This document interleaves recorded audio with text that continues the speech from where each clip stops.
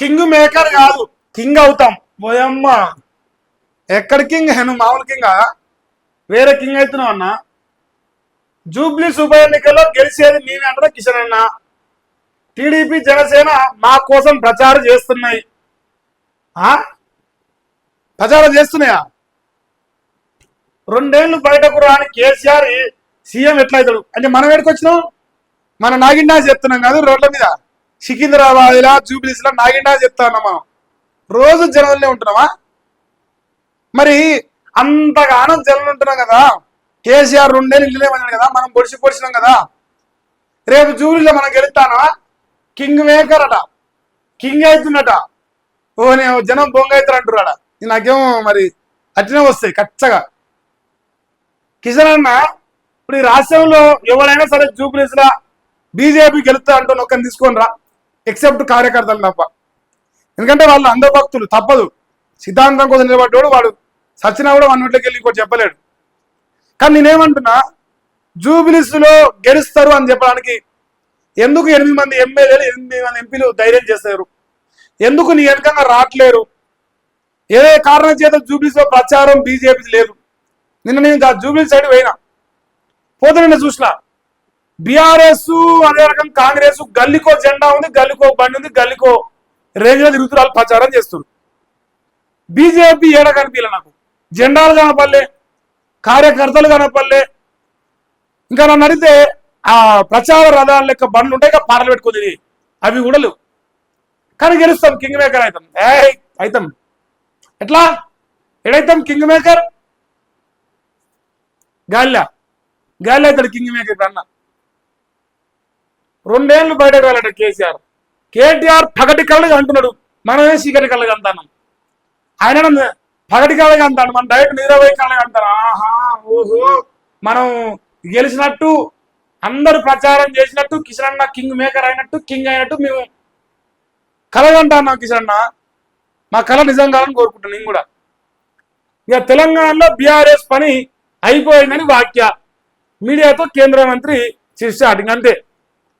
ఆ డైలాగ్ కానే బతకాలి మనం. రేపు 2028లో బీఆర్ఎస్ గెలిచినా బీఆర్ఎస్ ఖతం అయిపోయింది తెలంగాణలో. 2038లో బీఆర్ఎస్ కాంగ్రెస్ గెలిచినా ఖతం అయిపోయింది కాంగ్రెస్ బీఆర్ఎస్. కానీ మనం మాత్రం ఆన్నే బతకాలి. మనం అధికారంలోకి వచ్చేదొద్దు, కార్యకర్తలను సంతృప్తి పరిచేయొద్దు, కాషాయ జెండా ఎగిరేసేయొద్దు. కథలు చెప్పాలి అంటారు, కథలు చెప్పాలి. నాకేమో మంచిగా వస్తానే అన్న, కథలు చెప్పాలి అంతే. అంతవరకు స్టాప్ చేద్దాం, ఇంకా చాలా పెద్ద ముచ్చట ఉంది. కానీ కిషన్ అన్న మొత్తానికైతే జూబ్లీస్లా నీవు చేస్తున్న ధైర్యానికి, నీ నోరుకి, నీకున్న ఓవర్ కాన్ఫిడెన్స్ కి చాలా గర్వంగా ఫీల్ అవుతున్నా. నీ ఓవర్ కాన్ఫిడెన్స్ నిజంగా కోరుకుంటున్నా, మనస్ఫూర్తిగా కూడా కోరుకుంటున్నా. నువ్వేమన్నా ఇక గెలుపు వరకు వద్దులే కానీ, గెలుపు వరకు నేను అంత ఆశపడను, నాకు అంత ధైర్యం లేదు. కానీ చిన్నది ఛాలెంజ్ చేద్దాం.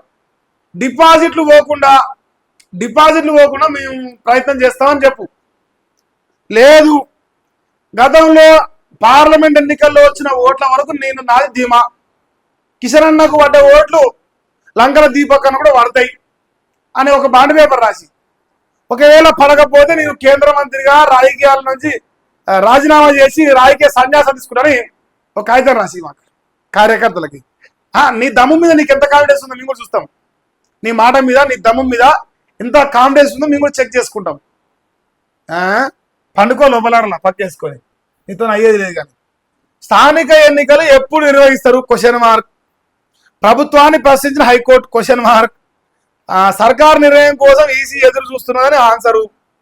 ఎలక్షన్ నిర్వహణపై క్లారిటీ ఇవ్వాలని ఆదేశం ఇచ్చింది. సాయిరామ్ దేవుని దండం పెడతాం. టాటా ఆ ప్రశ్న అడగకూడదు మీరు దయచేసి, ఆ ప్రశ్న పాస్. ఇప్పుడు మమ్మల్ని ఏం చేయమంటారు? స్థానిక ఎన్నికలు పెట్టాలంటే బీసీ రిజర్వేషన్ ఇవ్వాలి, 40% రిజర్వేషన్ అంటే కోర్టులో ఉన్నది, పాత రిజర్వేషన్తో పోవాలంటే ఊర్లలో ఓటేయరు. ఇప్పుడు ఏం చేసినామని ఓటాడితే, ఏం చెప్పినామని ప్రజలు ఓటేస్తారు.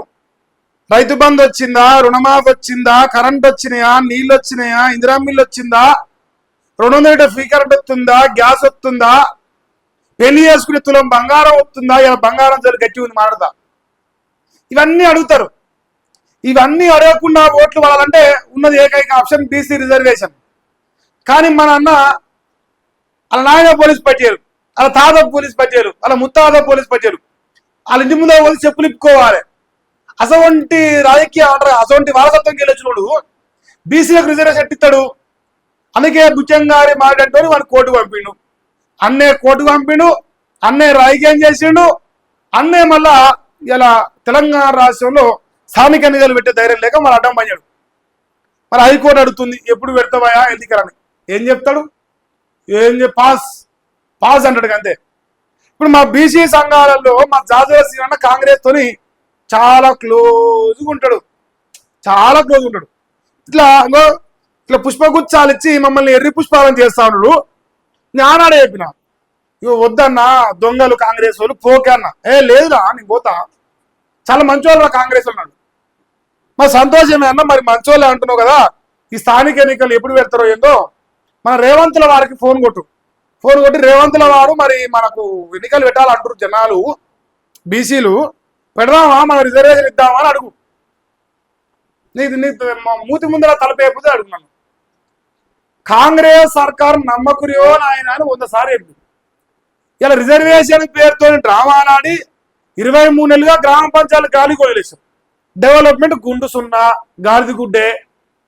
గ్రామ పంచాయతీ నిధులు లేవు, అభివృద్ధి లేదు, కేంద్ర ప్రభుత్వం నుంచి వచ్చే నిధులు లేవు, గ్రామాల డెవలప్మెంట్ రూపాయి కనిపించలేదు, ఓ లైట్లు లేవు, ట్రాక్టర్లకు పైసలు లేవు, జీతాలకు పైసలు లేవు, గ్రామ పంచాయతీల రోడ్లకు పైసలు లేవు, పారిశుద్ధ్యానికి పైసలు లేవు, దేనికి పైసలు లేవు.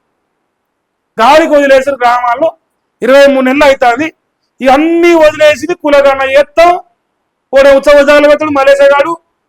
ఆ కులగన్న కాగితాలు వచ్చేది లేదు, అది ముందర పడేది లేదు, ఎన్నికలు జరిగేది లేదు. మరి అన్ని మూసుకొని నిమ్మలంగా పాత రిజర్వేషన్ ప్రకారం ఇదని మనం అనాలి. ఇప్పుడు మనం అనాలంటే ఇట్లే జరగాలి. ఇక ఇన్ని రోజులు హడావిడి చేశారు, ఎలక్షన్ ఎలక్షన్ ఎలక్షన్ ఎలక్షన్ అని. కలెక్షన్ సెలక్షన్ కామ్ డౌన్ అయిపోయింది. ఇప్పుడు ఏది లేదు.